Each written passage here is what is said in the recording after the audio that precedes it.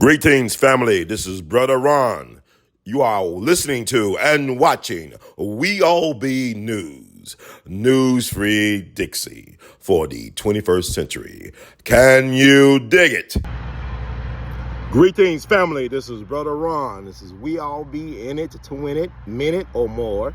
I just want to weigh in right quickly on the Kamala Harris and Janet, Miss Jackson, if you're nasty, controversy, which shouldn't be a controversy at all, as far as I'm concerned. Janet Jackson is a black American black. Her folks come through the black American experience, chattel slavery, Jim Crowism, all the isms, the lynch isms, the black isms. What did I do to be so black and blue? She is that, but yet people that claim to support the chameleon, Camala Harris, claim that she's blacker than Janet. Miss Jackson, I'm sorry, Miss Jackson. I'm about to stand up for you. I am with her. That's Miss Jackson because I grew up with Miss Jackson. I remember seeing her as Penny on Good Times, listening to Rhythm Nation and whatnot throughout the 80s and the 90s and the 2000s. She's been blackballed by them, like Les Mouvez, Mr. Me Too. If Me Too was a person, had a disdain for Miss Janet after the Super Bowl gate with Justin Timberlake or Timberfake, and she got blamed for everything and they blackballed her. It's right before her big brother Michael Jackson went through that last trial back in 2005. This happened in 2004, the Super Bowl 2004, which is 20 years ago. And Janet was asked by a journalist at The Guardian, I believe, about her career and about her thoughts about stuff. Then they brought up Kamala, and Janet said, I heard she wasn't sure if she was black or not, that she heard that her father was white, and it was like the world blew up on black social media, black Twitter spaces and whatever. So-called black celebrities were in their feelings about Miss Janet, and they was calling her anything but a child of God, and they was defending Kamala. And I don't have to even fact check this. Miss Jackson and the Jackson family, they're American music royalty, not just black music royalty, but American music royalty. That whole family. She just lost her brother Tito Jackson, very unsung and underrated member of the Jackson 5 and the Jackson family. And for people just to forget her receipts and just counsel her like that for a person who has not proven any type of allegiance or commitment to black excellence, to uplift black people, is despicable. The hell, D.L. Hughley, Ricky Smiley, and all the others come out, these puppets, these celebrity court jesters, these people that are useless to the people, come out and slam Janet. Janet was one of the few celebrities when Spike Lee could not get the funding for the Malcolm X movie, the biopic starring Denzel, the Malcolm X movie. When he could not get the funding from the studio to complete the movie, he relied on people like Janet Jackson, like Dr. Bill Cosby, like Michael Jordan, Magic Johnson, Oprah Winfrey to complete the film.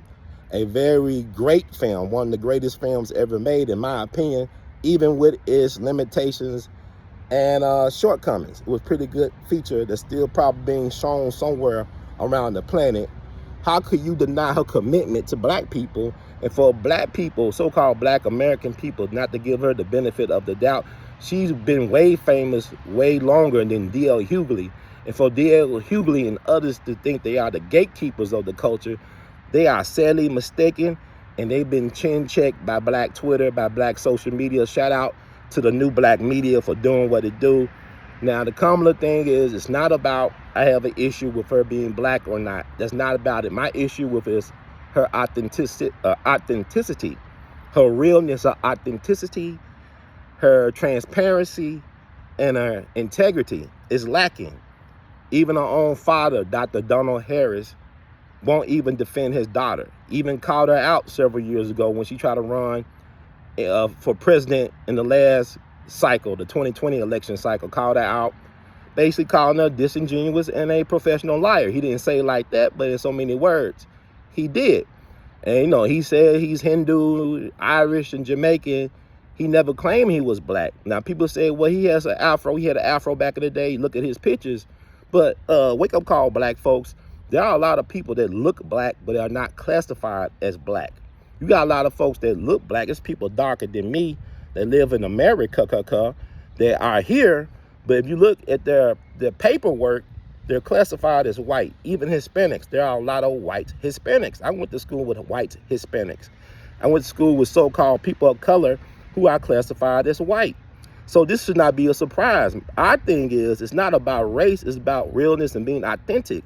A woman who claims she smoked weed while listening to Tupac, and Snoop Dogg in college, when she went to college back in the 80s, and Snoop Dogg and Tupac didn't come out with their albums, their debut albums did not come out until the early 90s.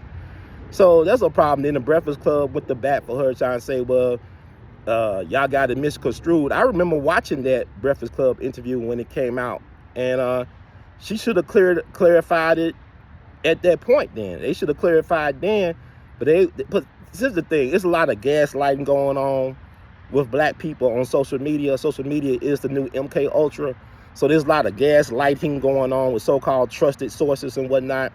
I got black folks in their feelings about me because I'm a vocal Orange 45, hopefully to be 47 supporter. So you got black folks, so-called elders, who I call olders, and other people that never met me, trying to call me anything but a child of God, but they don't know. Brother Ron is very nasty and skillful with the wordplay. Words create worlds. So you come from me, I'm gonna troll the hell out of you. Since truth-telling is now the new trolling. Truth-telling is now the new trolling. Truth-telling is now the new trolling. Do my Dr. Umar Johnson on. So I'm not even offended personally by these people, but I refuse to be silent, because silent means consent in a time of great deceit. I refuse to be that. So I will play the role of villain for the so-called black community, because really to be an Uncle Tom is to be the hero, if you know who the real historical Uncle Tom was and what he did for black people. So when people say I'm Tomming and all this stuff or call me a sellout, how can you call me a sellout when you still paying taxes and obeying the laws of the same system that oppresses you? You allow the system to oppress you with your consent by paying taxes, by following the rules on the plantation.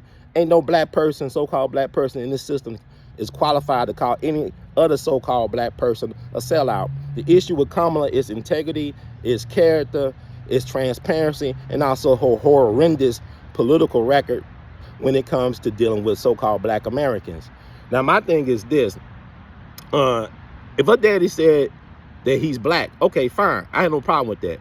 But my problem is how all these so-called black people from the diaspora are able to leapfrog over traditional black Americans or American black folks who could trace their lineage to the beginning of this republic. I have kin folks, whether black or white, fought in the American Revolutionary War, Civil War, World War I and II, and other wars, Vietnam and whatnot. I could trace my heritage. I could trace back to Tunica County, to Moon Landing, where my ancestors, Frank Moon, was a U.S. color troop. He fought to liberate himself and his people. I got lineage like that. Kamala Harris does not have that lineage. She was born to, I can't even say immigrants. They were visiting the country. They was on work visas or whatever, green cards, whatever, for college, for academic pursuits. So she was born in America, in the Republic, to parents that were not U.S. citizens. So she basically was, in effect, an anchor baby. She was born to people that were not legally American citizens. They were here, I guess, on work visas or whatever you want to terminologize it. And also, you look at her birth certificate that's been around for a while. Her mama is classified as white. She's Indian, East Indian, South Asian, classified as white. Her father classification is Jamaican. That's not a race, though, but they put it as Jamaican. So my thing is, I never heard her father come out and say, you know, I'm black too, as well as Jamaican. He said, I'm Jamaican. Jamaica does not equate necessarily to black, no more than American equates to being white, is a nationality, right? So you got Indian people, Chinese people, white people, African black people that live in Jamaica. Just like in America, you got all types of people that live here, but the nationality, of course, is American. So the thing about it is, what we're talking about here is that black Americans have been getting cheated. You know, even with Obama. Now, I feel that Obama daddy is a black American black named Frank Marshall Davis. I believe that's his real father, but according to the official narrative, his real biological father is a Kenyan. So we never had a real black American president yet. You know, you had people that might have been passing. People assume Warren G. Harding was passing. Eisenhower. People believe the white D. Eisenhower was passing for white, and he became a very popular president. We never had a black American black president of this moment. And we really don't even have any black American black leadership at the local, state, or national level at the moment, which is unfortunate. But given that said, Kamala is not a black American or American black. She is, let's say, from the diaspora. She's from the Asian diaspora, and it's suspect and questionable she's a part of the African diaspora. Because, like, so-called black people ain't the only people that can have afros. That's been proven time and time again. So when people say, well, you know, he had an afro back in the day, he's dark, he still could be classified as white. He does not identify as black. And really one thing that Kamala father could do is come out and say, I am black Jamaican, not just a Jamaican. I'm black Jamaican in addition to being Hindu and Irish. But he's not claiming that, and I'm not even looking to hold my breath for him to claim that. But what I won't be tolerating is black folks trying to shut me down and silence me and try to ridicule me because of my point of view. And as a black man, I refuse. Because we need black men to save the planet. Not just America, not just black people, but the planet. Black men, you are needed. Ain't gonna let these black women who think that everything revolves around them, not all the sisters, but a lot of them, think they run the world, run their mouths, and want to run us into submission. Those days are over. We owe no allegiance to any type of traitors, right? But at the same time, nobody's black is qualified to call anybody a sellout because we all still abiding by the rules of the plantation. We're not liberated. We're still enslaved as a people. But with that said, I am with her, Janet Jackson. She has her reasons. Donald Trump, once again, people say, why do you support Trump? Because Trump does not hate black people. Trump does not hate black people. Trump does not hate black people, not black Americans. When Michael Jackson was going through his troubles back in the early 2000s, Trump spoke out in support of Michael. He said that Michael used to visit him, his family, played with his sons, basically was a big kid in so many words. And then Michael would not do such a thing as violate children. And so he stood with Michael and the Jackson family for years. They've been, you know, there's pictures, there's media. Just like y'all want to point out, there's pictures with him and Diddy. They're all celebrities, all A-list celebrities. They all hang out. So, I mean, Diddy got a lot of pictures with people that are suspect. And he's suspect now. But Oprah also has a lot of pictures with people that are very suspect. She got pictures with Diddy. You know, they framed Dr. Bill Cosby, but Harvey Weinstein. I mean, you know, people just, you know, it is what it is. I don't make no big deal of it. You know, there's pictures of Trump with Epstein, but Donald Trump has promised to release the JFK files. And my understanding, he has also promised to release the people on the Epstein list. So continue to keep your prayers out for President Trump and this republic and the world, because he's our best hope when it comes to this election in terms of trying to do some things right for the people of the country, of this republic, as well as the planet. But he spoke out in defense of Mike Tyson on David Letterman's show. You can find these things easily. He spoke out in defense of Michael Jackson. He loved these mics on Larry King's show back in the 2000s. He gave fair housing deals to the Black Panther Party when they were looking for housing in New York City back in the day. He financed the presidential campaigns of Jesse Jackson, even helped out Al Sharpton, Don King, and people talk about the Central Park Five. Be fair and balanced. He was not in power. He did not have the power of the media. He utilized the media. He paid thousands, tens of thousands of dollars for an op-ed, but it was the court system, it was the state system that was ran by the Democratic machine of New York State that put those boys in jeopardy like that.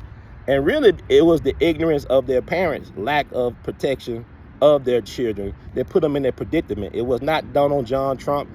He is now a convicted felon, so I guess that's karma, right, black people? But the Just Us system been weaponized against him, which is very sad. Set a president. It set a president to do a president like that. It's really sad commentary.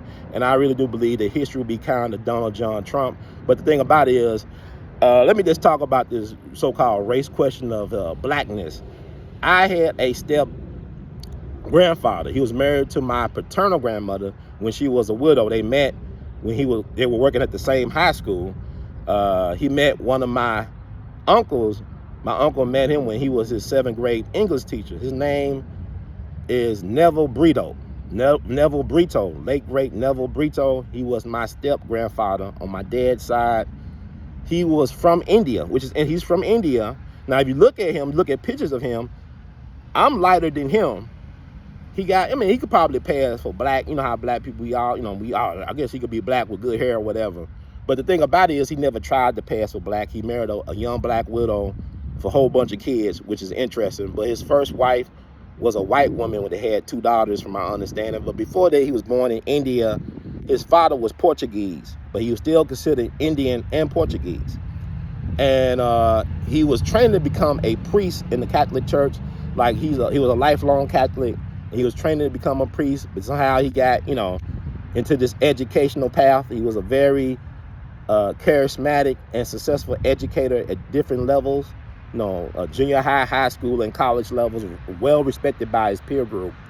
And I'm bringing him up because, like I asked my Uncle Herb the other day, did Grandpa Brito, we call him Grandpa Brito, did he see himself as a black person? He said no, he did not see himself as a black person, but he was definitely an advocate for real diversity of people. That includes black people, people of color, all peoples. But I said, how was he listed? How was he classified? Because my uncle started saying, well, in America, we have this classification system that's kind of unique from the different places in the world. I had 3 categories. You had Caucasoid, Caucasian, Mongoloid, Asian, and Negroid, right? So he said, on paper, in America, he was classified as white. Case in point, so when people tell me, well, she looked like she black, or when Kamala daddy, Dr. Harris, has an afro, he looks like he's black, does not make him black. As far as legally, he's white. So if Kamala mama, who was South Asian, East Indian, was classified as white on her birth certificate, and her father never, he don't believe in the identity politics that his daughter is currently cosplaying, it is what it is. But my thing is, I don't really care what she is. I'm like Donald Trump. I don't care what she claims. My thing is about integrity and authenticity, and the fact that she has said on several occasions, especially that infamous Griot interview, that she would not just do something specifically for black Americans or for black people specifically. No. And people say, well, they can't do that. Well, they do stuff. They did stuff for the Rainbow Committee, the Rainbow Coalition. Y'all know what I'm talking about. They did stuff for them. They did stuff for the illegal immigrants. They still doing stuff. They do stuff for whoever they want to, except for the Democratic Plantation Party's most loyal voting bloc, which is black American black people. So it's a change of the guard. Lyndon B. Johnson said, them you-know-whats will be voting Democrat for the next 200 years. Well, we're going to stop at 60, that the majority of us will be voting Democrat, right? We're stopping at 60 years from the Voting Rights Act. Was it Voting Rights Act? Or Civil Rights Act was 60 years ago? One of those acts, because I think the voting rights was in 65, but y'all can look that up. Take a look, it's all online. But with that said, the Trump geist is here. It's time to turn the page by any means necessary. Thank you all for listening to Brother Ron. But I just wanted to say what I want to say. I said what I said. I stand by what I say. 10 toes down. I lost a lot of so-called friends, family. I made a lot of frenemies. A lot of elders are now regulated to being elders. They old, but they don't know a dang thing about anything. They lived all this time, don't know how the political game works. So I'm just going to keep on trooping, but support what we do, because we all be in it to win it. And there's many ways to support the movement. Please do so, because Brother Ron is active in the choir. You will hear my voice. Let freedom sing and let freedom ring. But by all means, we all be in it to win it. One love.